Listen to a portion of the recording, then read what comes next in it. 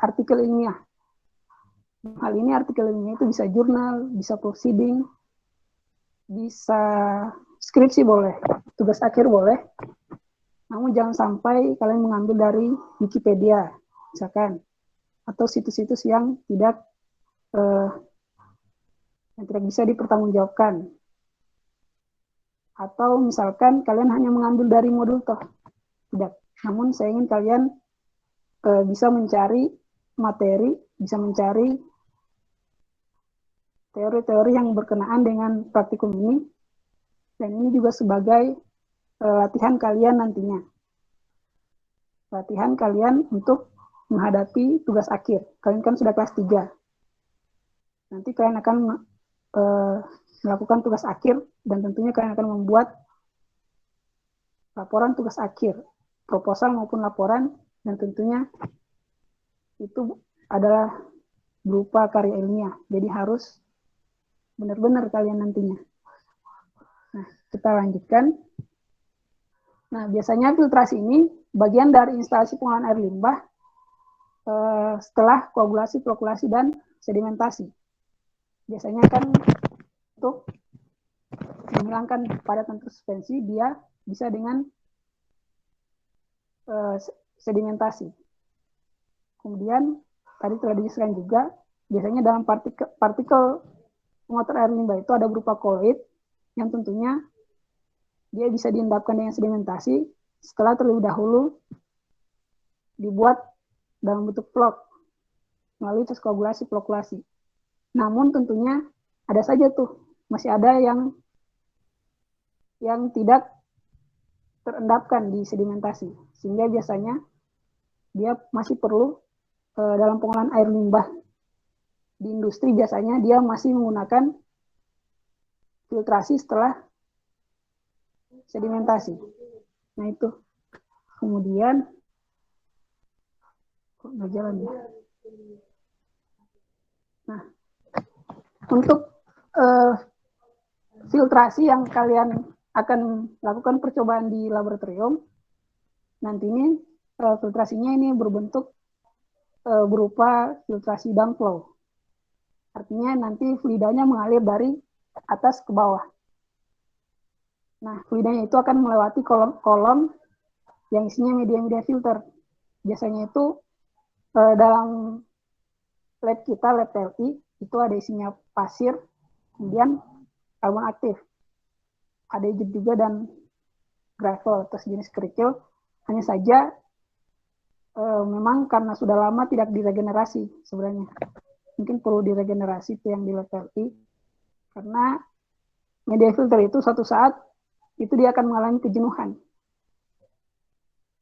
Dalam artian sudah banyak yang menumpuk tuh partikel-partikel pada air limbah di media.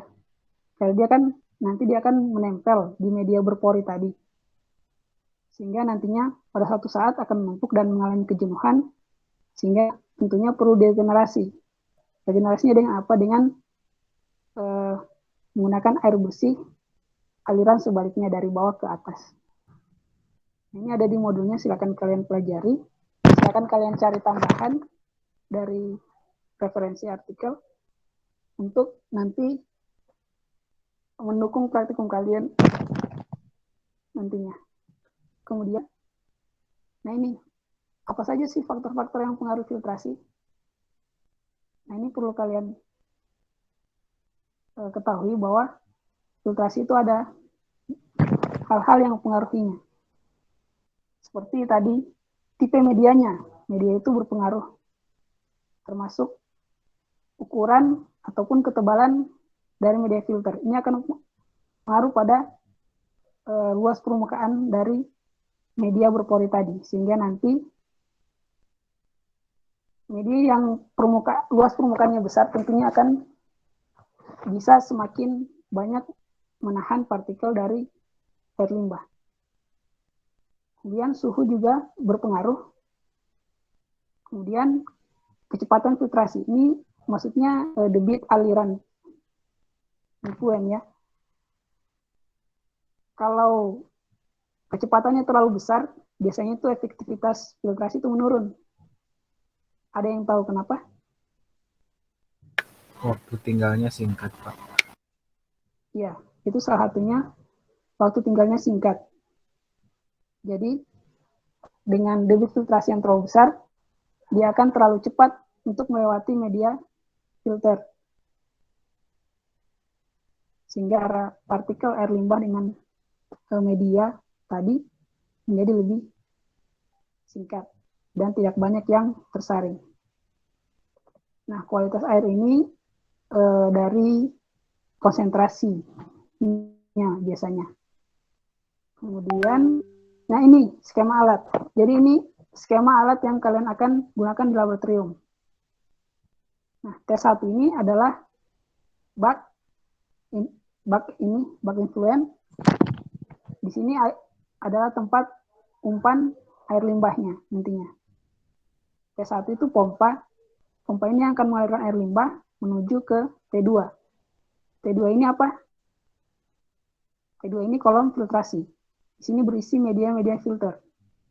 Ada pasir, kemudian ada karbon aktif, yang nantinya hasil keluarannya turun dari bawah, dia akan keluar ini V6 valve effluent menjadi effluent atau filtrat.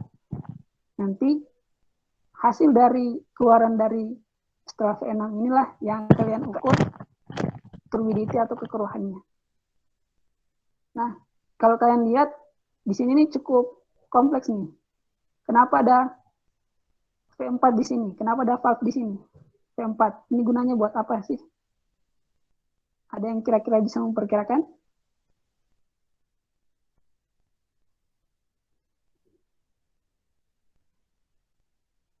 Apakah untuk menyuci pas ketika filternya sudah jenuh terus di backwash itu untuk drainnya, Pak?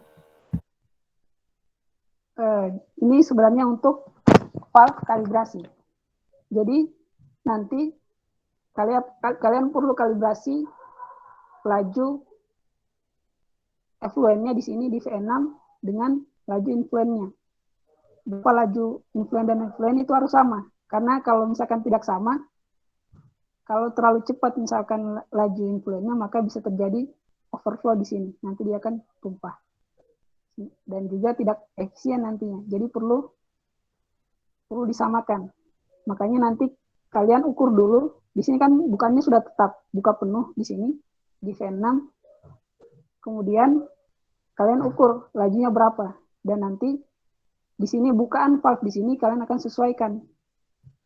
Kalian akan sesuaikan bukan valve-nya, bukan valve di sini dengan membuka V4. V4 ini untuk kalau kalian buka akan keluar air dari sini. V3 di sini. Di sini tentunya V5 kalian tutup. Kalau kalian ingin kalibrasi di sini kalian tutup.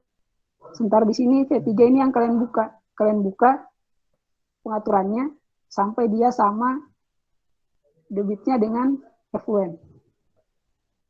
Nah, itu sekilas praktiknya akan kalian lakukan nanti di laboratorium. Intinya nanti kalian akan melihat kinerja filtrasi, yaitu dengan mengukur kekeruhan berdasarkan waktu. Jadi setiap waktu nanti kalian akan ukur, kalian akan sampling setiap waktu periode tertentu kalian akan sampling dan ukur kekeruhannya. Nah, ini itu tadi skemanya, kemudian ini bisa kalian lihat di sini. Ini rangkaiannya, jadi nanti kalian perlu wadah untuk mengukur. Nanti di sini kalian akan melakukan kalibrasi. Jadi kurang lebih seperti ini alat filtrasi yang ada di lab kita. Namun kalian bisa lihat sendiri media filternya ini sudah perlu diregenerasi. Saya belum lihat lagi di PPLI apa sudah dilakukan atau masih sama. Susunannya masih seperti ini. Nah, ini untuk filtrasi. Kemudian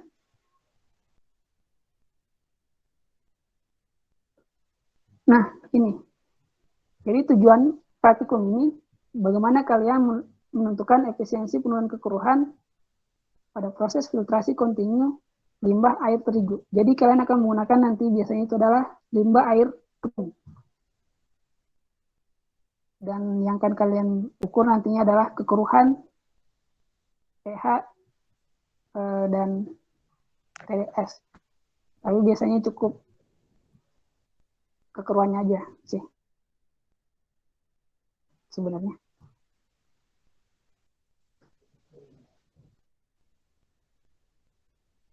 Kemudian, nah itu untuk filtrasi. Kita lanjut ke sedimentasi. Jadi ada dua praktikum yang berbeda, ada filtrasi dan sedimentasi. Untuk yang sedimentasi, sebentar.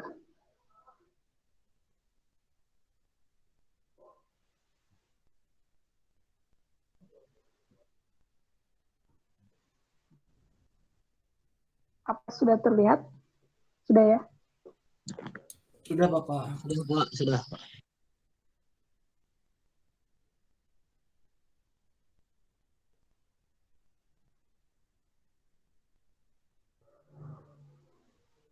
Nah, sedimentasi ini berkaitan dengan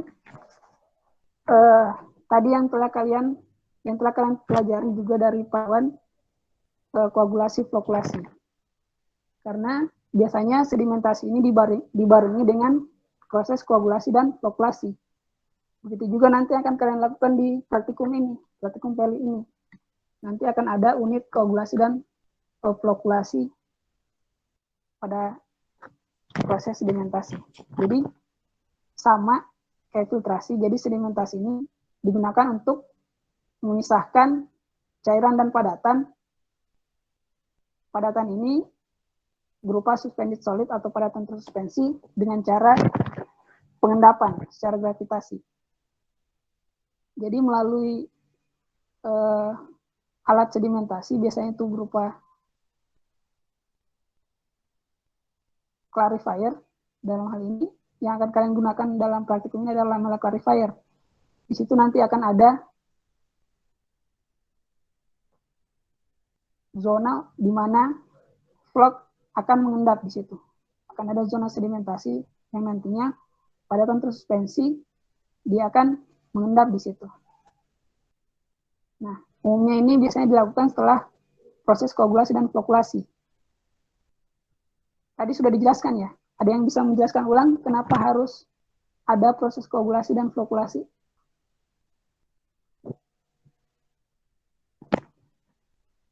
Siapa yang Membentuk bisa? ini Pak, vlog-vlog yang lebih berat agar nantinya bisa lebih cepat mengendap di clarifier. Iya. Jadi sebenarnya sedimentasi itu secara alami pun bisa. Hanya mungkin yang akan mengalami pengendapan itu sangat sedikit atau sedikit. Karena ada partikel koloid yang itu yang dia cenderung bermuatan, muatannya itu negatif, dan dia itu menyebabkan partikel-partikelnya, karena dia bermuatan tadi, maka partikelnya itu saling tolak-menolak. Nah, kalau kita tambahkan koagulan melalui proses koagulasi, maka dia akan bisa tarik-menarik partikelnya, sehingga dia akan membentuk vlog. Kemudian dia akan diperbesar lagi vlognya dalam proses flokulasi, sehingga nanti dia mudah untuk diendapkan. Itulah kenapa dalam setiap atau dalam sedimentasi biasanya itu menggunakan didahului dengan proses koagulasi dan flokulasi. Kemudian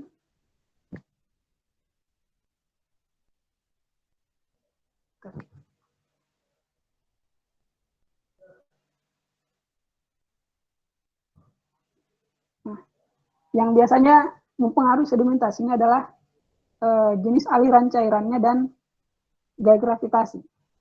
Biasanya yang diinginkan dalam sedimentasi itu yang alirannya laminar. Kenapa? Karena laju yang kecil, aliran yang laminar itu dia akan ada waktu untuk vlog bisa mengendap. Sementara kalau terlalu cepat, maka vlognya bisa ikut terbawa oleh aliran dan tidak mengendap pada tangki sedimentasi atau pada bak sedimentasi. Jadi waktu pengendapan, waktu tinggal pada bak sedimentasi itu penting dalam proses sedimentasi.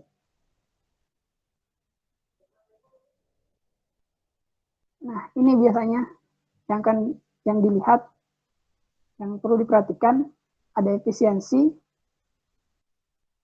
persentase pemisahan padatan, kemudian ada debit influent, volume air limbah yang dialirkan ke unit sedimentasi, dan nanti kalian akan mengalirkan influentnya tadi melalui pompa juga, sama kayak filtrasi. Di sini akan menggunakan pompa untuk mengalirkan influent ke bak sedimentasi. Kemudian nanti ada waktu tinggal di situ. Waktu tinggal lamanya air limbah dia tinggal di bak sedimentasi. Semakin lama maka semakin baik. Sehingga tadi maka debit influent tentunya berpengaruh di situ. Kemudian ada beban permukaan, di mana itu adalah debit air limbah per satuan luas permukaan bak sedimentasi. Nah, ini kalian bisa lihat di modul atau di referensi yang lain. Nah, biasanya yang berlaku dalam sedimentasi itu adalah persamaan stok untuk aliran yang laminar. Kemudian ini lamella clarifier. Nah, ini adalah bak sedimentasi atau lamella clarifier yang digunakan di flat PLI. Nah, ini ada plate settler di sini. Di sini dia berfungsi untuk memperluas area permukaan pengendapan, sehingga nanti dia akan menabrak dinding ini dan jatuh ke dasar, ke zona pengendapan. Sementara air yang jernih, lebih jernih, dia akan keluar melalui outlet sini. Ada inlet masuk. Inlet ini tentunya keluaran dari flokulasi. Dari flokulasi dia akan keluar ke sini, masuk ke inlet bak sedimentasi atau lamella clarifier, dan kemudian flok-floknya akan mengendap di dasar, dan filtratnya akan keluar melalui outlet. Nah, di sini kalian akan sampling lagi sama kayak filtrasi. Kalian akan sampling tiap beberapa waktu untuk diukur kekeruhannya. Ini akan kalian lakukan di lab nantinya. Nah, ini skemanya. T1 ini bak influent. Di sini perlu ada valve backflow agar kecepatannya tidak terlalu bentar.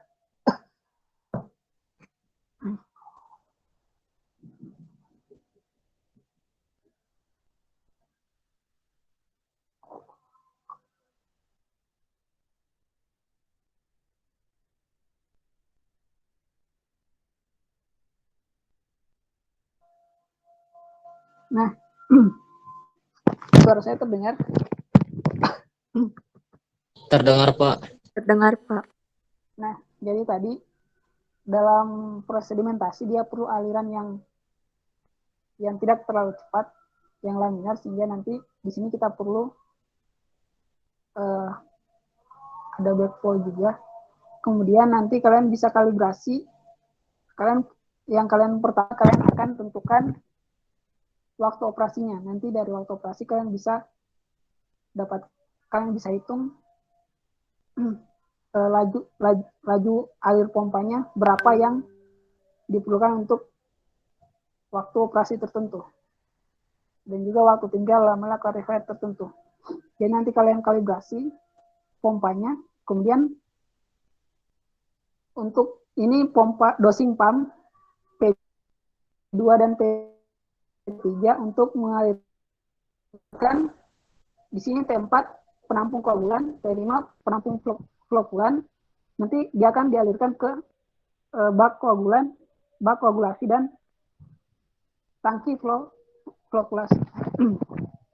Nah, jadi dalam waktu operasi tertentu Misalkan kita inginkan waktu operasinya selama 1 jam, dia habis air limbahnya di sini, habis air limbahnya di sini untuk diolah di sedimentasi. Maka kita buat kalibrasi agar secara bersamaan dalam waktu yang sama dia habis nih. Habis koagulannya dan juga flokulannya yang ada di bak penampung koagulan dan flokulan. Jadi di sini kalian kalibrasi juga lajunya agar nanti waktunya sama, waktu operasinya atau waktu habisnya di sini nanti sama dengan influennya. Jadi ini T2 tangki koagulasi, di sini ada pengaduk, pengaduknya kecepatannya lebih cepat, sementara di T3 ini flokulasi, ada pengaduk juga, pengaduknya lebih lambat. Ada yang tahu kenapa? Kenapa bisa pengadukan di koagulasi lebih cepat dibandingkan flokulasi? Izin menjawab, Pak. Ya. Karena waktu pada saat koagulasi itu dipercepat agar cepat bertumpukan gitu, Pak, antara koagulan dengan si koloid-koloidnya. Sedangkan di flokulasi kenapa lebih rendah putarannya agar tidak hancur lagi gitu, Pak, tidak berantakan kembali si hasil dari koagulasinya, Pak. Biar pembentukannya tidak hancur kembali gitu, Pak. Kurang lebih. Ya. Jadi seperti itu ya. Kalau di koagulasi kan kita ingin membentuk flok. Di situ kan dengan adanya koagulan. Koagulan ini akan bisa bereaksi dengan partikel-partikel koloid tadi sehingga bentuk flok. Nah, dia perlu kontak yang intens di sini sehingga perlu cepat pengadukannya. Dan ketika telah terbentuk flok, maka floknya kita akan memperbesar floknya. Akan terjadi aglomerasi namanya, flok yang terbentuk tadi di koagulasi, maka kita perlu pengadukannya lambat saja agar dia perlu waktu yang cukup untuk dia membentuk flok. Kemudian kita tambahkan flokulan, ini zat yang bisa mengikat flok-flok tadi sehingga menjadi lebih besar. Kalau kita samakan kecepatannya, bisa-bisa flok yang terbentuk tadi di koagulasi akan pecah seperti itu. Jadi kenapa dia lebih lambat pengadukan di flokulasi dibandingkan dengan koagulasi? Nantinya di sini akan mengalir ke C1 ini bak sedimentasi lamella clarifier tadi, dan flok yang terbentuk tadi akan mengendap di dasar. Di zona pengendapan ada beberapa zona di lamella clarifier tadi, ada zona pengendapan, ada zona lumpur, kemudian ada inlet dan outlet. Nanti dia akan mengendap di zona pengendapan berdasarkan gaya gravitasi. Kemudian akan keluar hasil atau air yang lebih jernih. Nanti akan terlihat melalui kekeruhannya. Nanti akan kalian lihat kekeruhan di influennya akan jauh lebih besar dibandingkan dengan effluentnya. Kemudian, nah seperti ini. Nah ini alat unit sedimentasi yang ada di lab PLI. Jadi nanti seperti ini kalian akan melakukan percobaan sedimentasi. Ini tangki koagulasi, ada pengaduk, flokulasi, ada pengaduk juga. Kemudian ada dosing pump untuk mengalirkan koagulan dan flokulan. Kemudian ada pompa untuk mengalirkan air limbah. Nah ini volumenya sekitar 100 ya, 100 liter. Penuhnya 100 liter. Iya, sekitaran itu 90 sampai 100 liter penuhnya. Nanti kalian akan mengolah limbah dengan volume tergantung percobaan nanti. Nanti kalian akan hitung auto operasi yang diperlukan, sehingga nanti kalian atur bukaannya di sini, atur bukaan valve-nya untuk kalian, jadi kalian kalibrasi laju pompanya dengan mengatur bukaan valve-nya. Sama kayak yang di dosing pump. Dosing pump juga kalian atur, kalian kalibrasi lagi, kalian atur lajunya dengan bukaannya di sini. Kalian per besar atau per kecil. Nah, sama kayak filtrasi, tujuannya kalian akan menentukan efisiensi peluruhan kekeruhan. Jadi kalau di sini sama kekeruhan juga yang diukur, hanya bedanya tadi secara filtrasi, sementara di sini secara sedimentasi. Dan juga pH-nya, pH awal dan pH akhir, karena nanti pH-nya akan cenderung mengalami perubahan.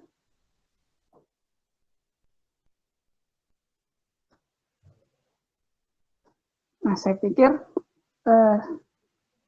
sampai sini cukup jelas penjelasan saya tentang apa yang akan kalian lakukan atau tidak. Gimana? Cukup jelas, Pak.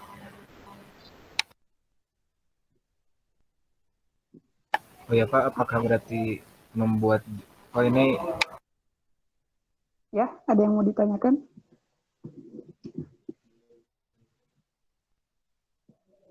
Suaranya terputus. oh ya Pak, izin bertanya, ini kan praktikumnya luring semua ya Pak yang tadi ya Pak? Iya, filtrasi sedimentasi itu termasuk praktikum yang luring. Baik Pak.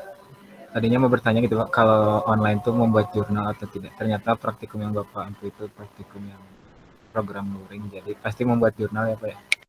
Iya, jadi kalian buat jurnal, sudah dijelaskan kan waktu minggu lalu oleh Bu Endang aja jurnalnya. Biasanya sih juga sama kayak Bu Endang, kalau kalian buat jurnal kan sampai, kalau jurnalnya biasanya dari awal sampai prosedur. Tapi kalau Bu Endang kemarin yang baru dia prosedur aja ya, gitu ya. Tes. Iya Pak, Bu Endang tuh prosedurnya dibikin flowchart. Ya, jadi yang sebagai jurnal prosedur kerja aja ya. Apa kalau luring? Kalau kalau itu kan tergantung masing-masing pemimpin ya. Tapi kalau saya biasanya jurnalnya ya sudah, kalian menulis laporan di buku jurnal biasanya. Jadi tinggal kalian tambahkan aja. Jadi bukan cuma prosedur kerja, jadi kalian di situ mulai dari tujuannya, kemudian teorinya sedikit, kemudian alat dan bahan, skema alat, prosedur kerja dia dalam bentuk flowchart, kemudian data pengamatan dan pembahasan. Jadi itu biasanya sih seperti itu kalau saya. Tergantung kalian lebih senang mana, nulis laporan di buku jurnalnya apa print lagi gitu di kertas yang lain.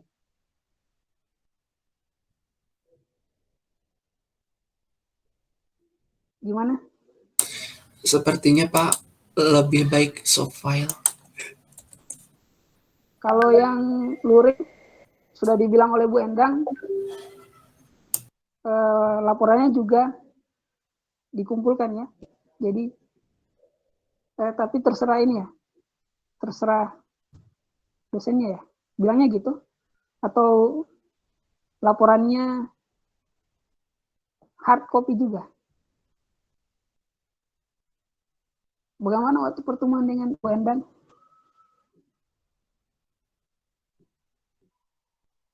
Halo, yes. Laporannya soft copy apa bebas? Hard copy, soft copy apa bebas? Ada yang ingat waktu pertemuan dengan Bu Endang? Saya nggak ikut waktu itu ya.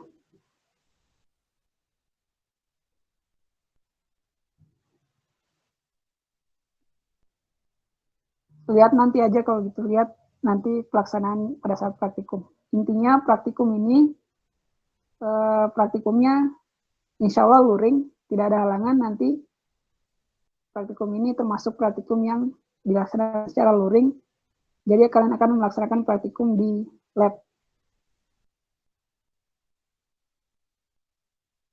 Nah, ini sudah semua modul di praktikum pengolahan limbah industri ini sudah tentunya dilihat oleh kalabnya, mana yang perlu luring dan mana yang cukup dengan daring. Jadi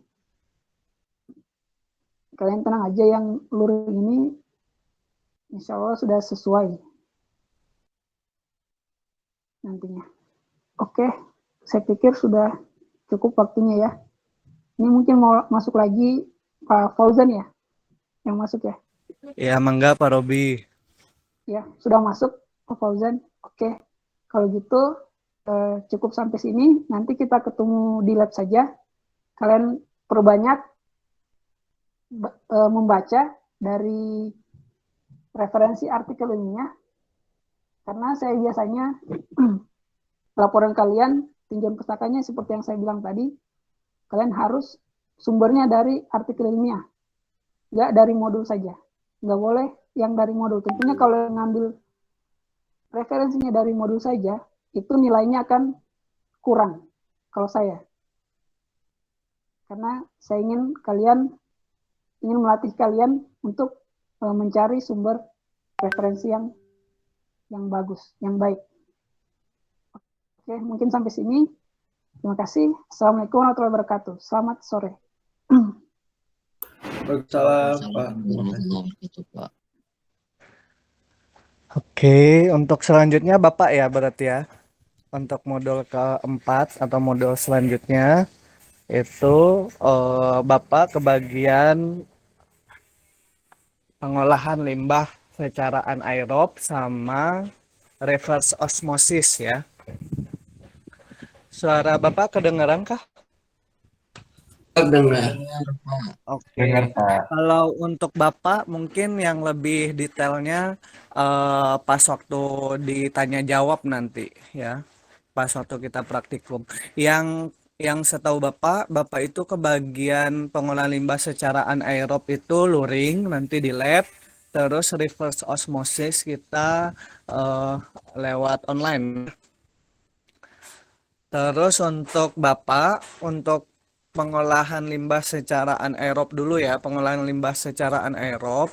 Jadi kalian nanti ada limbah, ya. Limbah itu kalian ukur TDS, terus COD. Ya, COD yang paling penting nih, COD, MLVSS, mixed liquor volatile suspended solid.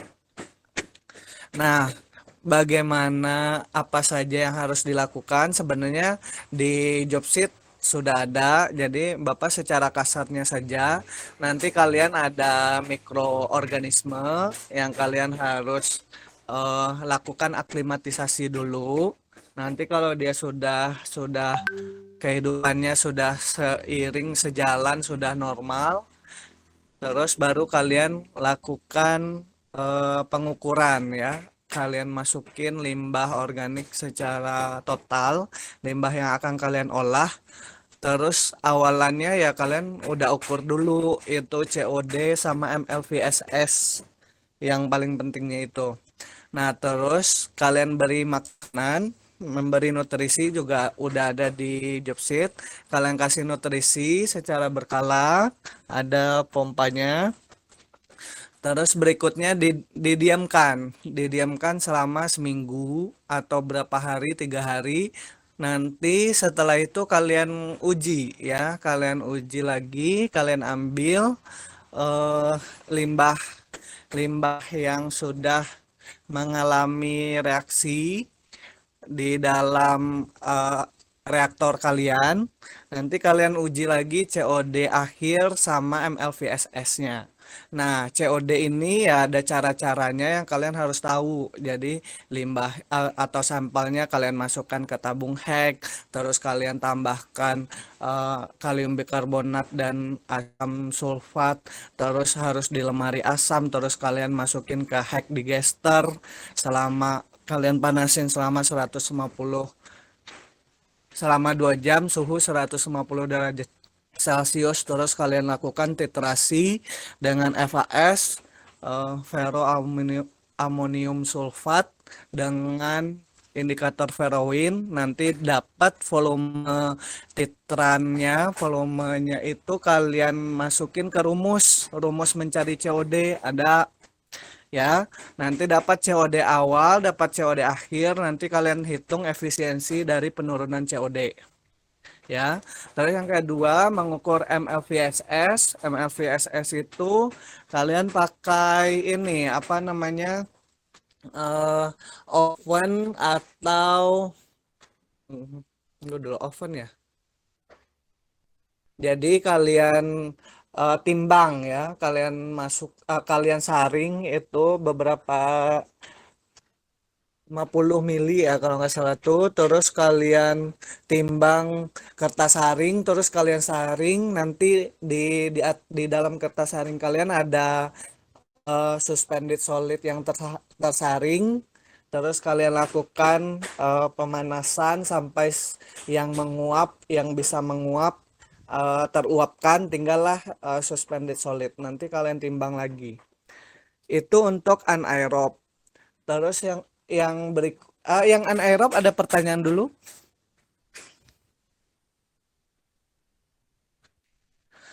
Kalau untuk jurnal untuk di ini, jadi sebelum kalian masuk lab itu jurnal sudah siap seperti biasa urutannya seperti yang kalian sudah lakukan. Terus biasanya Bapak ada pretest dulu. Kalau misalnya yang daring ya berarti Bapak kasih di e-learning atau biasanya sih Bapak langsung di pada saat itu. Kalau misalnya yang pada saat di praktikum biasanya Bapak print soal terus kalian ngerjain kurang lebih 15 menit atau 20 menit baru kalian melakukan percobaan ya. Gitu. Terus untuk laporan kalau Bapak jadi laporan itu satu kelompok satu, terus nah di dalamnya itu ada pembahasan masing-masing orang ya. Seperti yang kalian sudah pernah lakukan kayak gitulah. Nah, terus dikumpulkannya kalau Bapak minggu depannya lagi sampai jam 23.59 masih. Nah, tapi kalau misalnya udah lewat ya wayah ya itu nilainya agak lumayan ya. Jadi batasnya itu minggu depannya sampai jam 23.59. Itu biasanya lewat email ke Bapak masing-masing kelompok. Ya, kayak gitu. Itu untuk anaerob. Ada pertanyaan anaerob?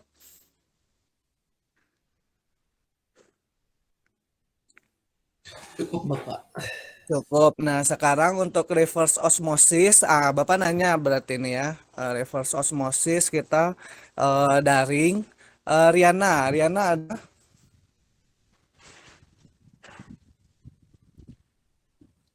Adakah Riana? Hadir Bapak. Riana, kita udah masuk ke modul berikutnya yaitu reverse osmosis. Osmosis menurut Riana apa?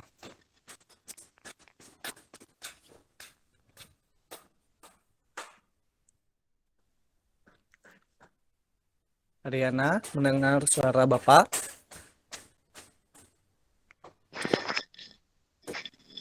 Terdengar Pak. Osmosis itu apa sih, Riana?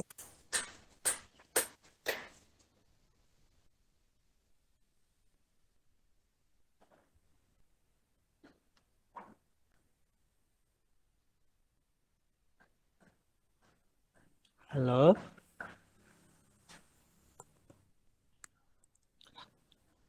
Baik Pak. Uh-uh. Osmosis adalah perpindahan molekul cairan melalui selaput semi permeable selektif dari anggota yang semakin encer ke anggota yang semakin padat.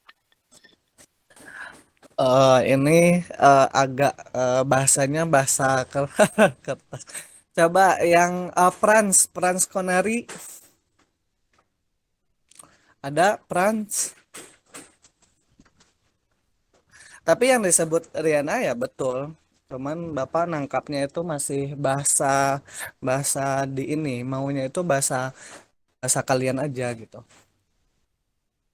Mana Franz nih, Franz Connery ada.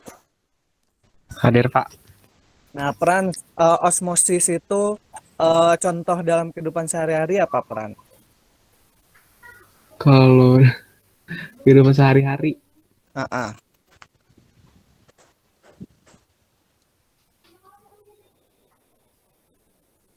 mungkin ini kali ya, kayak susu, kayak misalnya kita masukin susu ke, nyeduh susu Pak. Nanam susu emang gimana? Iya, kalau dari susu bubukan, ini kan awalnya Ah. bubuk ini, terus dimasukin ke gelas, dari awalnya si larutan di dalam gelas yang nggak terlalu pekat, jadinya pekat gara-gara susu. Oh, itu mah ini apa itu difusi. Jadi kalau misalnya di kehidupan sehari-hari itu misalnya kita ngelihat ini Franz. Jadi misalnya ada kentang misalnya itu ya. Terus kita masukin ke dalam air. Lama-lama kentangnya gimana? Membesar, Makin berat, Pak. Memberat kenapa? karena diserap air. Karena Diserap pori-porinya air, besar. tang diserap Menyerap air. air, Pak. Air menyerap air, Pak. Bukan, Air dia menyerap bukan air. bukan serap menyerap ini mainnya, tapi osmosis itu. Jadi gimana, Pak? Jadi si air ya, air yang di sekitar itu konsentrasinya tinggi ya, pelarut di sekitar kentang. Nah, terus di dalam kentang itu ada zat pelarut, ada pelarut yang salah satunya pelarutnya air juga, tapi konsentrasi di dalam kentang itu tinggi ya. Nah, di dalam kehidupan sehari-hari alamiahnya ya, alam itu dia mencari keseimbangan. Nah, keseimbangannya itu kayak gimana caranya? Ya air dari konsentrasi yang tinggi ya atau yang encer ya, yang dari luar itu masuk ke dalam sehingga ya dia melewati membran semi permeable itu ya. Sebenarnya dia pinginnya itu konsentrasi di dalam kentang itu sama dengan lingkungan kayak gitu, tapi nggak akan kecapai. Tapi seyogyanya air pasti masuk ke dalam kentang kayak gitu. Jadi kentang nanti itu tuh dia jadi lebih berat atau lebih Nah, sekarang kalau reverse osmosis gimana? Reverse osmosis artinya kan membalikkan peristiwa osmosis. Nah, yang tadi itu tuh sebenarnya ada tekanan itu ya, tekanan yang diakibatkan oleh berpindahnya molekul pelarut dari konsentrasi pelarut yang tinggi ke konsentrasi pelarut yang rendah. Nah, sekarang kita balikkan keadaan itu, kita kasih tekanan dari yang larutan, dari pelarut yang kecil tadi kita kasih tekanan sehingga airnya jadinya keluar gitu. Nah, itu namanya reverse osmosis. Nah, contohnya ya di dalam kehidupan sehari-hari itu adalah misalnya pembuatan air dari air laut gitu. Itu air lautnya yang kita tekan, kita serang dengan tekanan, nanti ada membran semi permeable. Nah, pas waktu ditekan itu air dari yang luar itu dia nggak masuk, tapi air dari air laut karena kita kasih tekanan, dia mengalahkan tekanan yang dari luar. Jadi kalah tekanan osmosis yang normal, yang alamiah itu dengan tekanan dari dalam yang kita kasih. Nah, sehingga air berpindah dari air laut ke dalam air biasa. Jadi nanti itu ada air yang diperoleh dari air laut kayak gitu. Nah, nanti kita jelaskan lebih dalam. Nah, tapi intinya peristiwa osmosis itu pasti harus melewati membran semipermeable. Membran semipermeable itu membran yang hanya bisa dilewatin oleh molekul-molekul kecil. Molekul kecil tuh yang MR-nya kecil. Nah, biasanya itu pelarut air kayak gitu ya. Jadi yang pelarut itu kan MR-nya besar atau tinggi, maka dia tidak bisa lewat gitu ya. Jadi yang cuman bisa berpindah-pindah itu adalah pelarut atau airnya gitu. Nah, nanti secara berkala itu membran semipermeable-nya eh, mungkin diregenerasi atau mungkin biasanya sih kalau nggak ditukar diganti yang baru kayak gitu, biasanya kayak gitu membran semi permeable-nya. Nah, membran inilah yang di dalam penelitian ini sekarang lagi booming-boomingnya membuat bagaimana membran ini seefektif mungkin bisa efisien, bisa efektif menurunkan apa kalau misalnya di apa di yang praktikum kita ini ya, kalau kita ya berarti air limbah ya menjadi air yang lebih bersih. Nah, untuk yang praktikum yang secara online ini, nanti Bapak akan berusaha ya mencari video yang berhubungan, tapi moga aja nanti udah selesai. Ada katanya Ibu Endang katanya menyuruh mahasiswa yang mengerjakan pembuatan video terkait osmosis, reverse osmosis. Tapi kalau misalnya enggak, ya Bapak juga menyediakan, Bapak akan cari dari luar yang berkaitan dengan praktikum kita reverse osmosis. Nah, di sana apa yang kita cari kayak gitu ya? Ya, kita mencari penurunan DHL kayak gitu ya. Terus konsentrasi dengan waktu ya, TDS, total dissolved solidnya gimana, daya hantar listriknya gimana, itu berkaitan dengan ion-ion yang ada di dalam limbah. Nah, untuk yang reverse osmosis karena kita daring ya, biasanya itu Bapak pas waktu mau praktikum itu ada perwakilan mahasiswa yang mengasih jurnal ke Bapak tapi disatuin dalam bentuk RAR.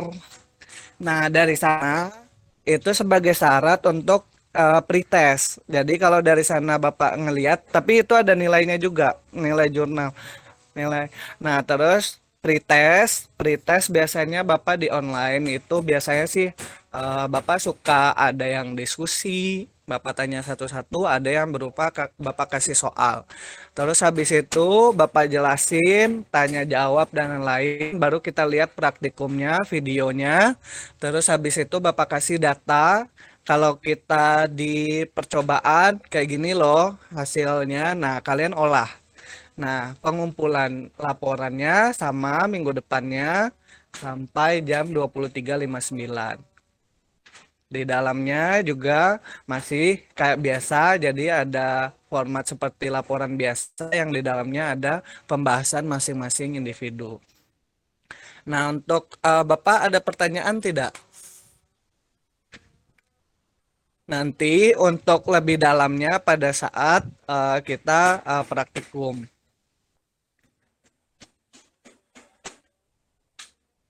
Seperti Bapak Robi tadi, itu Bapak kayak gitu ya. Jadi kalian pada saat menulis jurnal atau di laporan, kalau misalnya sesuai dengan job sheet, biasanya nilainya standar kalau Bapak.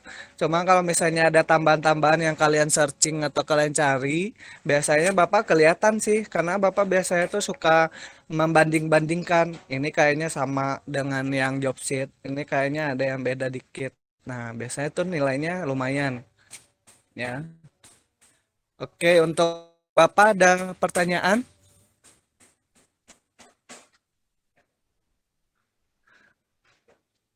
Kalau enggak, Bapak yang nanya nih, mana nih? Rosidah. Rosidah ada? Hadir Bapak. Rosidah yang tadi yang anaerob. Nah, di dalam pengolahan limbah secara anaerob itu bakteri itu dia mengolah limbah. Nah, hasil sampingnya apa?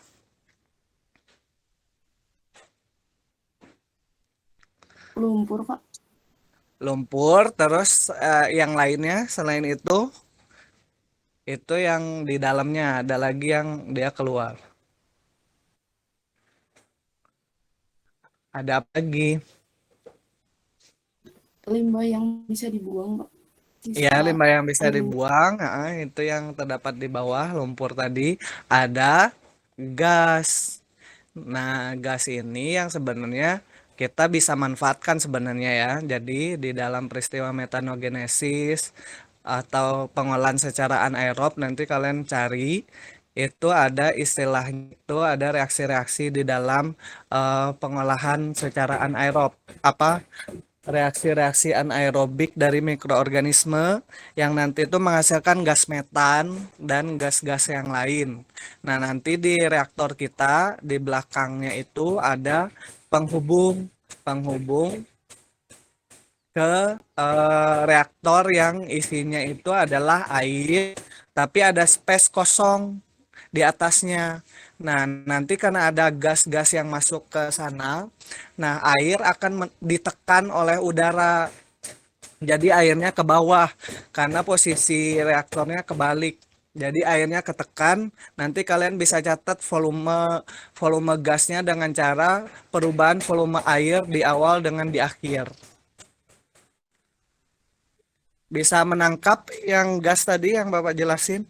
Jadi gas yang dihasilkan bisa kita ukur dari perubahan volume air di reaktor kedua, reaktor pengumpul gas, dari volume awal air dengan volume akhir air. Volume akhir air itu biasanya lebih rendah, lebih kecil daripada volume awal. Kenapa? Bapak nanya. C mana tadi C? Cecep ya, Cecep. Cecep Chandra ada?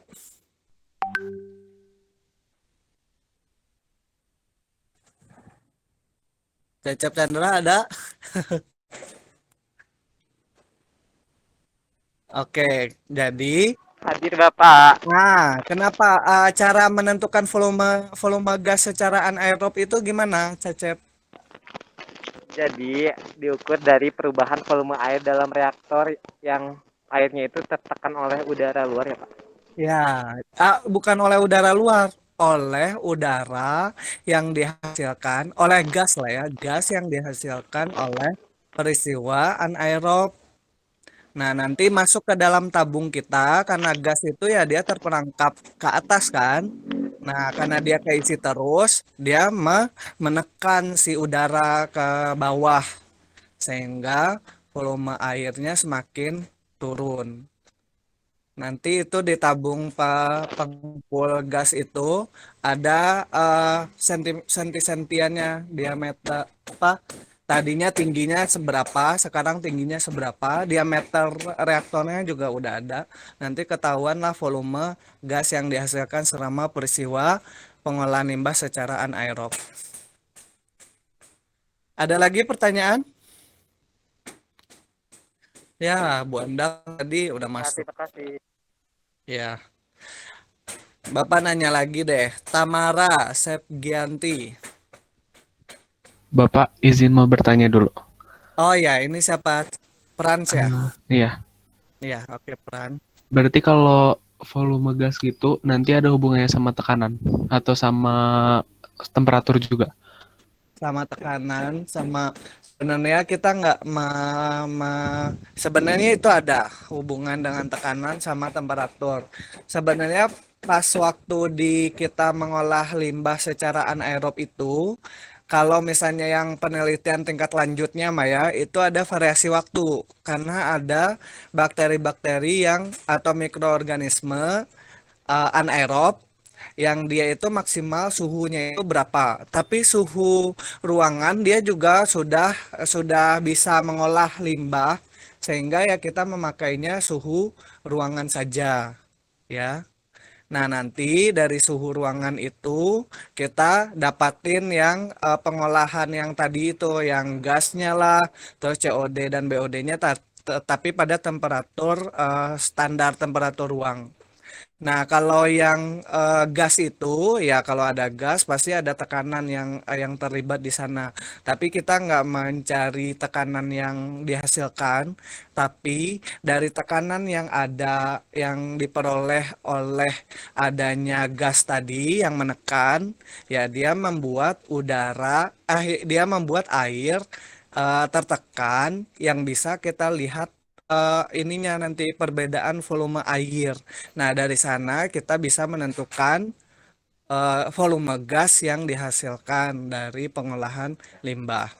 Nah, sebenarnya kalau misalnya kalian, nah inilah kalian kalau misalnya mau agak intens ya, kalian bisa mengolah lebih lanjut karena gas-gas kalian itu bisa kalian identifikasi lebih lanjut.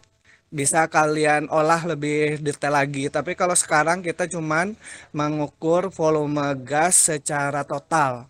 Berapa gas yang dihasilkan itu aja. Ya. Sebenarnya itu bisa tingkat lanjutnya. Tingkat lanjutnya itu gas yang dihasilkan, kalian identifikasi itu gas CH4-nya berapa, CO2-nya berapa, kayak gitu ya.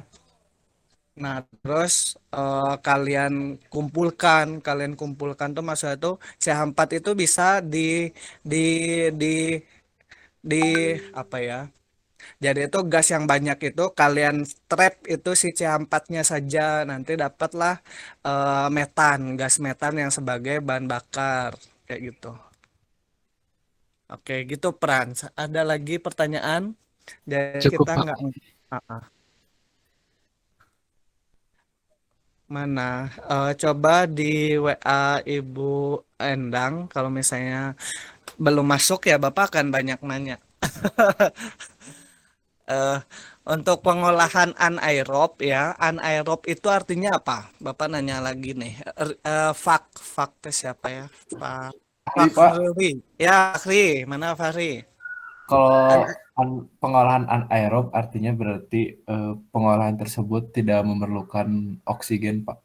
Iya, betul. Jadi nanti ada tabung reaktor kalian yang dibikin eh kedap ya. Jadi nanti limbah kalian masukin ya hampir memenuhi semuanya dan tidak ada lagi yang keluar masuk.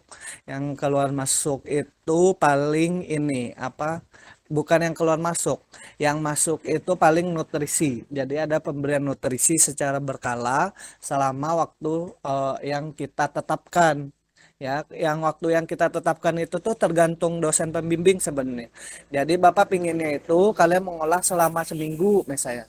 Berarti nanti kalian ambil data waktu seminggu kemudian setelah proses anaerob berlangsung. Tapi kalau misalnya Bapak cuma pengen 3 hari ya berarti nanti setelah 3 hari kalian pergi lagi ke lab PLI, terus kalian ambil sampel, terus kalian ujilah itu COD sama MLVSS. Ya. Oke, berikutnya. Ini Bapak anaerob dulu deh. Anaerob ini sebenarnya banyak. Jadi anaerob ya kalau kalian bisa memanfaatkan keilmuan di kampus ya sebenarnya banyak sekali di industri itu yang dia itu prinsipnya kayak gitu, kayak limbah, terus kalian ukur COD kayak gitu, BOD dan lain-lain sebagainya. Nah itu tuh kalau kalian udah mempelajari ya di labnya, ya kalian udah bisa menerapkan di industri. Jadi kalian nanti itu kalau misalnya di bagian pengolahan limbah, ya pasti kalian ukurnya COD. Nanti ada standar baku ya yang diharuskan oleh pemerintah atau ada undangnya. Nah, nanti kalian harus sampai segitu. Nah, misalnya batasnya itu kalau COD itu tergantung ya, tergantung industrinya sebenarnya. Misalnya 200 ppm. Nah, kalau misalnya kalian masih 300, nah, apa yang kalian harus atur, apa yang harus kalian lakukan kayak gitu ya. Nah, itu yang biasanya yang dilakukan oleh orang-orang yang bagian-bagiannya ke arah limbah kayak gitu. Tapi kalau misalnya sudah sesuai standar baku, udah udah nggak ada masalah, ya udah itu dilepas ke lingkungan. Bapak mau nanya, Iya, mangga. tapi ini rada sedikit keluar dari topik ya Pak, nggak apa-apa. Oh iya, kalau bisa Bapak jawab, mangga. Ya, tadi kan Bapak bilang kalau misalkan gasnya tuh nanti bakal ngehasilin metan ya. Nah, secara nggak langsung juga nanti bakal ada gas CO2 juga kan Pak. Nah, itu tuh Ya. buat kita tentuin si kadar gas metan sama gas CO2-nya kayak gimana Pak? Oh, itu ada alatnya. Itu gas identifier, tapi kita memakai nggak ya? Kalau nggak salah yang waktu praktikum, yang waktu online ya, nggak ada. Tapi itu tuh ada gas identifier. Jadi kalian tinggal ngehubungin ke alat, nanti alat itu udah ngedeteksi. Jadi udah langsung ketahuan gitu.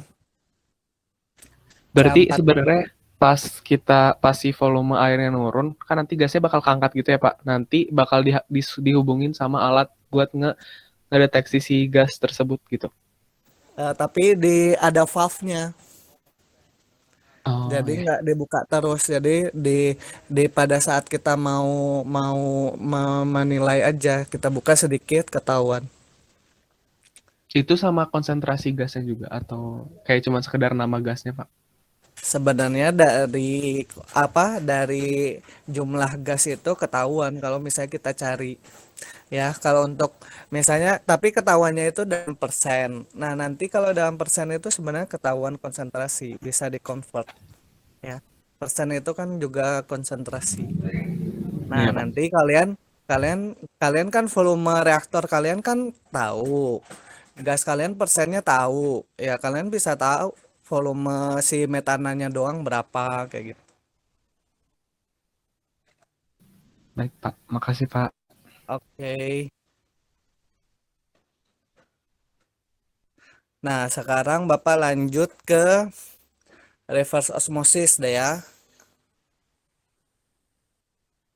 Yang enggak dulu, yang anaerob ini ada pertanyaan lagi nggak?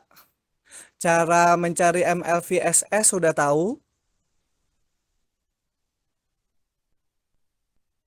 Jadi kalian itu mengukur ya atau mencari kandungan si suspended solid ya.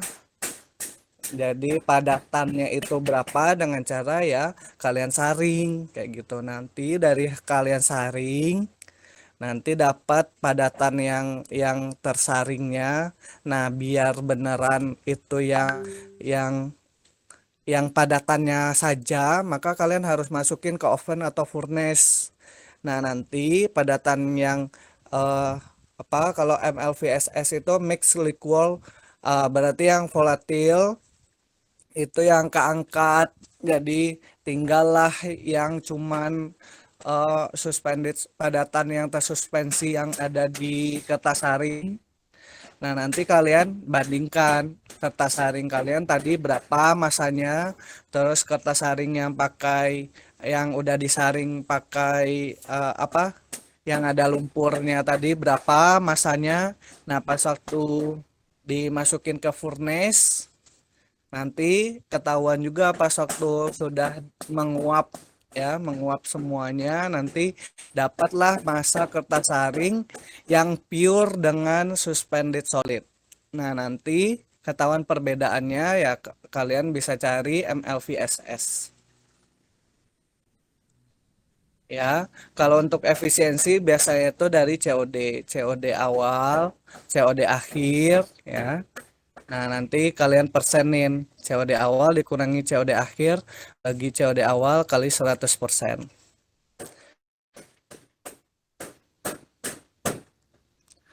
Oke, untuk anaerob ada lagi pertanyaan? Ini Bapak akan nanya banyak. Ibu Endang kok belum masuk? Izin bertanya. Ya, mangga. Tadi Pak yang mengenai total gas itu kan prosesnya katanya seminggu Pak. Nah seminggu itu terus-terusan dibiarin berjalan dari hari pertama sampai 7 hari, nanti hari ke-7 baru dilihat eh, perbedaannya Pak atau gimana?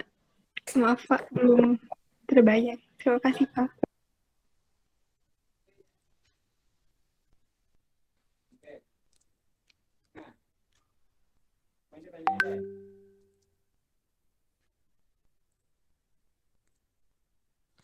Oke, tadi Bapak tadi tuh lagi nge-WA Bu Endang. Jadi katanya kan Bu Endang mau jelasin ketiga ya. Oke, yang untuk yang tadi ditanyakan, jadi kalau untuk peristiwa apa pengolahan limbah secara anaerob emang dibiarkan ya. Jadi didiamkan tapi dengan cara kalian tetap ada nutrisi yang diberikan ke mikroorganisme. Nah, jadi nanti kalau di lab itu biasanya kalian ada yang membuat nutrisi, ada yang membuat eh, membuat mikrobanya itu aklimatisi, ada yang tahu nggak? Bapak nanya deh. Ageng, Ageng Priam.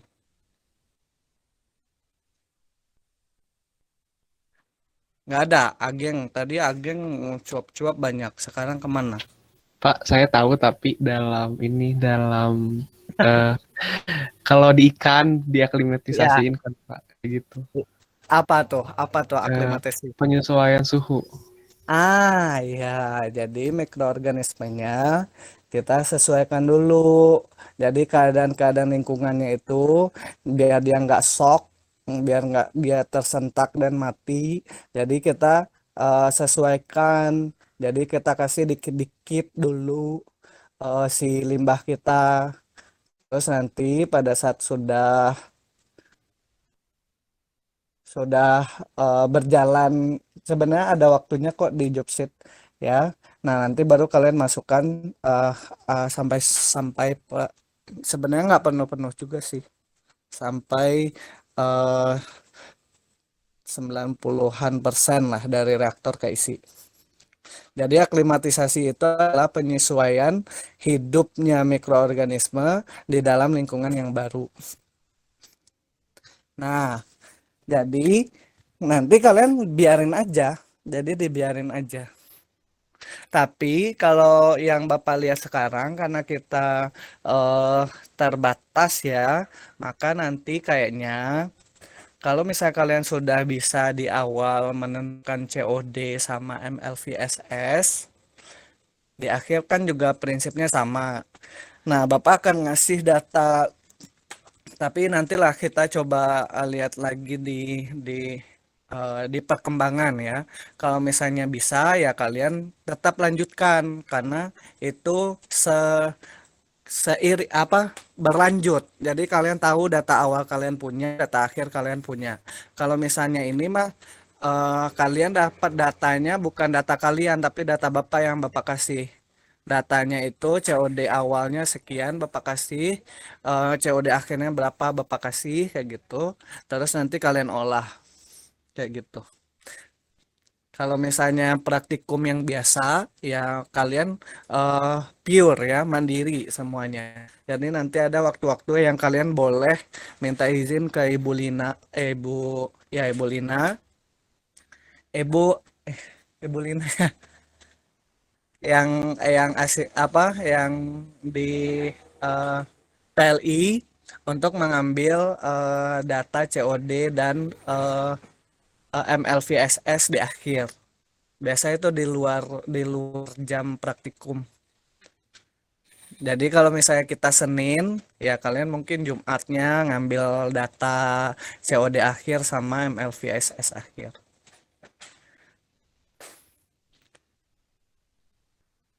Ada lagi pertanyaan untuk anaerob?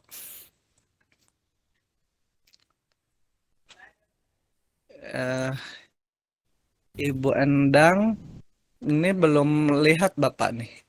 Oh, Udah balas sih ya, thank you. Oke, berarti untuk Bapak, soalnya Bapak kenapa agak sedikit nanti Bapak akan nanya-nanyanya banyak di praktikumnya terkait reverse osmosis. Karena kita daring ya, jadi online, kalau online Bapak pasti eh, pingin kalian dalam dengan baca. Jadi Bapak akan banyak nanya di di awal-awal dan di sebelum Bapak menyajikan videonya kayak gitu, Bapak akan meminta penjelasan-penjelasan lebih detail. Terus nanti data Bapak kasihin. Jadi kalau di online data dari dosen ya, nanti kalian olah.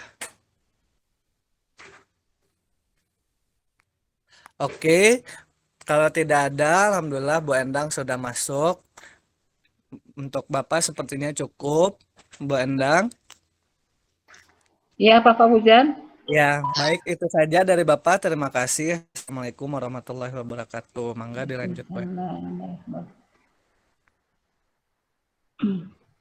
Ya, Ibu mau coba lagi ya, share screen lagi, coba mudah-mudahan bisa. Tadi masih.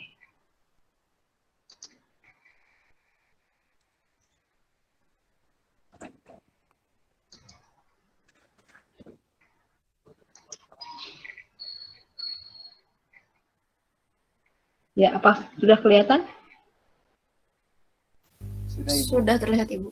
Ya, ya. Tadi kita bicara tentang K3 ya. Nah, ini Ibu ingin perlihatkan modul K3-nya. Bentar, saya geser.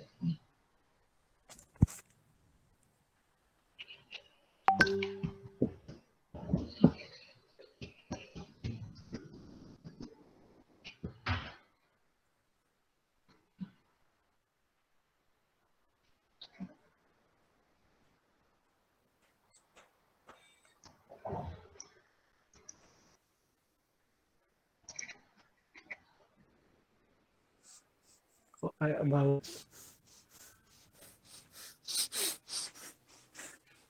Nah, ini ya. Jadi tadi sudah dijelaskan, Ibu ingin memperlihatkan saja bahwa identifikasi seperti ini. Jadi kita membuat tabel nanti bahaya apa yang mungkin timbul dalam suatu pekerjaan, seperti misalnya pada saat kita melakukan uji parameter COD ya, ini contohnya. Nah, nanti kalian tuliskan potensi bahayanya apa, misalnya akan terjadi stres kerja, kemungkinan ya, misalnya kondisinya di bawah di bawah alat COD ini tidak dibersihkan dulu, misalnya lantainya ada air ya dan sebagainya. Nah, itu akan terjadi bahaya kemungkinan terpleset. Kemudian ada kemungkinan kebakaran ya pada saat arus listriknya tidak dilihat ya, barangkali ada kabel yang terbuka ya, sehingga bisa menyebabkan potensi kebakaran. Nah, ini pun ada ya. Kemudian tersengat listrik, yaitu maksudnya tersetrum ya, kesetrum misalnya karena ada arus naik. Nah, itu apa yang harus dilakukan?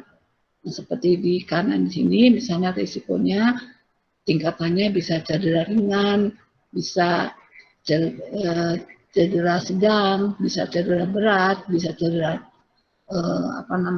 tidak cedera ya. Jadi semuanya itu nanti dilakukan pendataan. Nah, sesudah dilakukan pendataan ini kemudian dinilai risikonya. Nah, penilaian risiko ini kita akan lihat ada tabelnya ya. Ada tabelnya yang membuat bahwa kita bisa memperkirakan apakah risikonya itu apakah dalam risiko yang tinggi atau tidak. Nah, di sini ya. Ini kita lihat levelnya ada sampai 5. Kemudian keparahannya juga 1 sampai 5. Di sini misalnya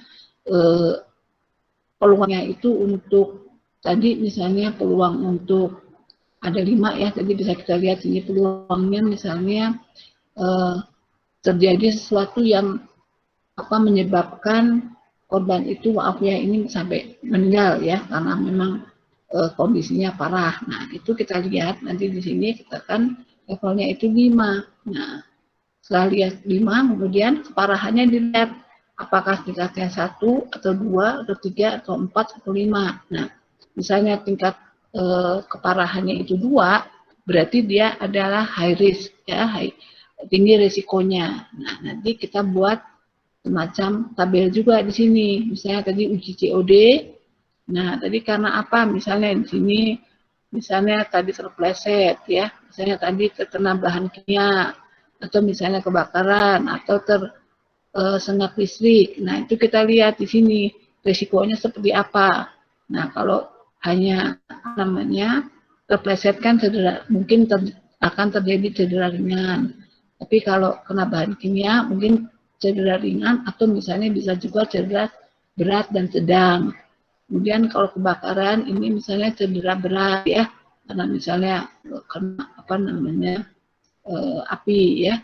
Kemudian kena sengatan listrik ini termasuk cedera ringan. Nah, ini kita buat semacam peluangnya itu berapa di level Bapak. Nah, kalau cedera ringan levelnya mungkin 2 ya. Cedera ringan 2 semua. Nah, kemudian kita lihat di sini apa namanya? Dilihat dari segi ketahanannya berapa, misalnya levelnya di berapa ya, parahannya misalnya parah 2 ya, karena misalnya sampai apa namanya hanya ringan saja, tapi kalau sampai berat misalnya di sini 5 ya, sampai cedera berat, sampai misalnya dibawa ke rumah sakit, nah itu kita sebut keparahannya 5. Nah, tentunya dari 2 dan 5 ini kita lihat di sini, lihat tabel. Nah, ini 2 ya dan 5. Nah, apa yang terjadi di sini adalah E ini apa? Kita lihat di sini ya, ekstrim risiko. Jadi risikonya ekstrim. Nah, seperti itu kalian nanti membuat seperti ini. Jadi membuat mencoba untuk menilai risiko itu sejauh mana, apakah low, apakah ekstrim, ya, apakah medium ya. Di sini nih keputusan akhirnya ya. Jadi ini dasarkan kepada penilaian. Pertama adalah kondisi ya, kondisi pengamatan kita, kemudian masuk ke resiko, masuk ke dalam kelas resiko, kemudian setelah itu kita melihat peluangnya seperti apa, kita melihat apa namanya keparahannya seperti apa, sehingga nanti kita bisa menentukan tingkat resikonya. Nah, setelah menentukan tingkat resiko, kita juga bisa mengendalikan kira-kira pengendaliannya gimana ya. Nah, di sini kita akan lihat tingkat pengendaliannya. Nah, seperti ini ya. Tingkat pengendaliannya seperti misalnya tadi kemungkinan cedera karena terpleset, mungkin harus membersihkan alas kerjanya seperti itu. Nah, siapa yang bertanggung jawab catatkan gitu. Nah, kemudian mesti menggunakan APD ya, misalnya tadi supaya tidak terjadi kebakaran, misalnya tidak terjadi setrum dan sebagainya. Itu jadi kita coba menyelesaikan ya apa namanya pengendaliannya seperti apa. Nah, nanti dari situ kita bisa mengidentifikasi bahwa kita harus melakukan untuk modul itu adalah apa langkahnya, supaya berhati-hati di mana. Nah, itu bisa menjadi bahan masukan pada saat di modulnya. Ya, jadi kan di modul PL ini hampir semuanya belum ada tentang bahaya dari segi safety-nya. Nah, itu bisa dimasukkan nanti informasi ini yang kalian sudah identifikasi, sudah kalian nilai, analisa risikonya, sudah kalian nilai. Kemudian kalian coba pengendaliannya. Nah, pengendaliannya ini nanti menjadi satu masukan untuk setiap modul yang kalian lakukan. Nah, itu nanti praktiknya seperti itu ya. Jadi kita mencoba di tabel, kemudian kita diskusi, kalian punya ide apa, masukan, kemudian nanti berdasarkan teori itu harus bagaimana, nanti itu adalah suatu hal yang baik ya. Nah, seperti itu kira-kira. Ada yang ditanyakan kami di sini?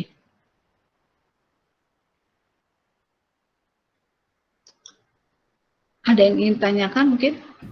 Ibu maaf kalau tadi buat tabel ini cuma ada di slide di judul doang betul? Nggak kedengaran Fitra? Coba tabelnya terlihat Ibu. Kenapa? Fitra. Oh, tabelnya tabelnya tidak terlihat. Iya Bu, kebetulan ini Ibu share screen cuma di judulnya aja Bu. Untuk tadi tabel Oh, K5 datanya tidak terlihat Bu. oh ya ampun, kenapa kalian nggak bicara tadi? Bentar, sebentar. Ini nggak kelihatan, coba. Ini masih di petunjuk praktikum Ibu yang judul. belum bergerak ya? Belum bergerak. Udah, sekarang Iya, udah Ibu. bergerak. Udah. Belum Ibu. Kenapa ya nggak bergerak ya? Tapi di ibunya aja sudah bergerak ya. Oh, kalian masih baru lihatnya petunjuk praktikum gitu. Iya Ibu, Ini kebetulan. ampun, kenapa sih ya? Ini belum bergerak, belum.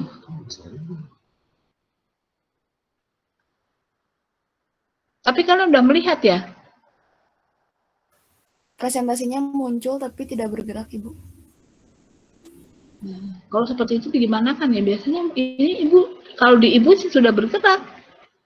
Paling coba keluar dulu dari presentasinya Bu, terus share screen sekali lagi. Stop ya, stop dulu ya. Stop sharing.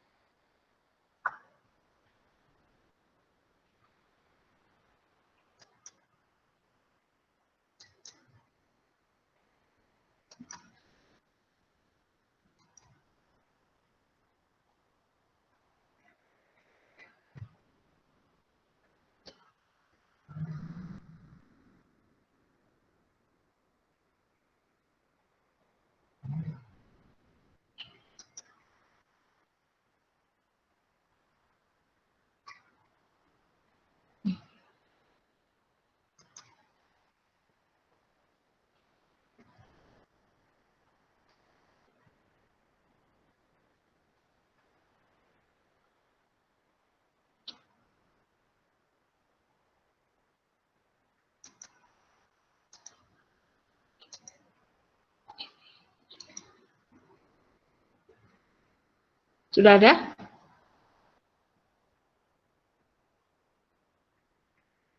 Sudah ada belum, Fitra? Di sini keluarnya di file Explore Ibu Bu, kebetulan Oh, yang ekspor ya. Ya ampun. Bentar ya.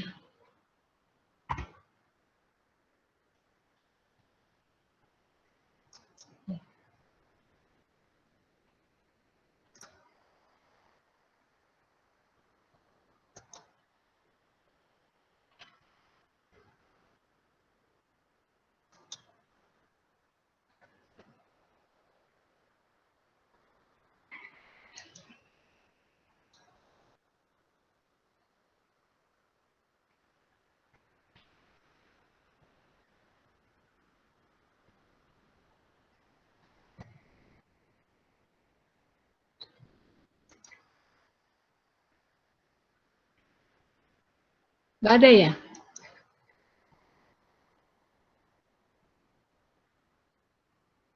Nah, sudah ada belum?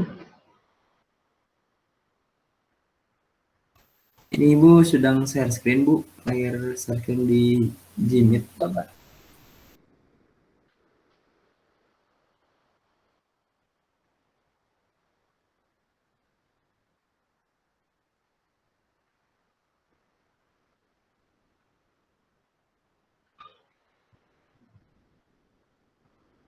Belum ada?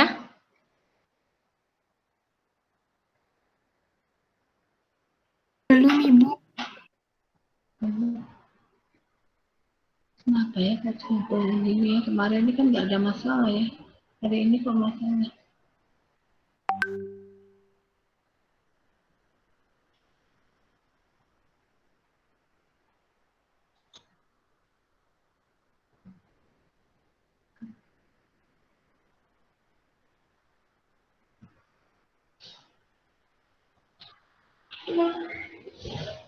Masih belum juga?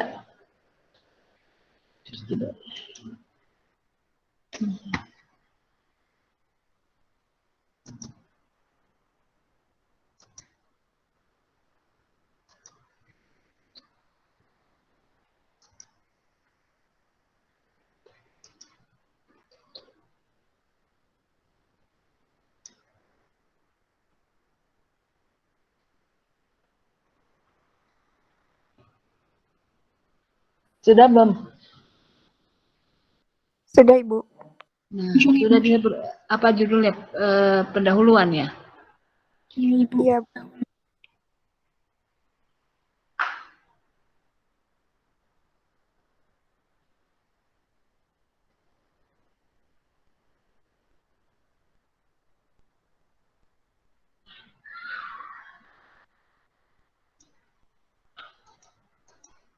Nah, sudah bisa ya? Sudah bergerak? Masih tetap di pendahuluan, Ibu. Tuh. Nah, oke.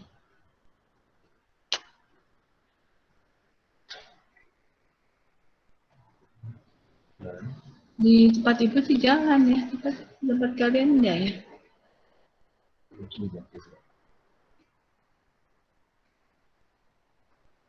Masih pendahuluan, masih latar belakang. Iya Bu, Ibu bisa dikirimkan dulu Bu ke email kelas, nanti saya yang share screen, dicobain. Oh Iya Bu, dikirimkan lewat WA, nanti dibantu share screen Bu. Ya, oke, nanti gitu aja ya, coba. Dulu.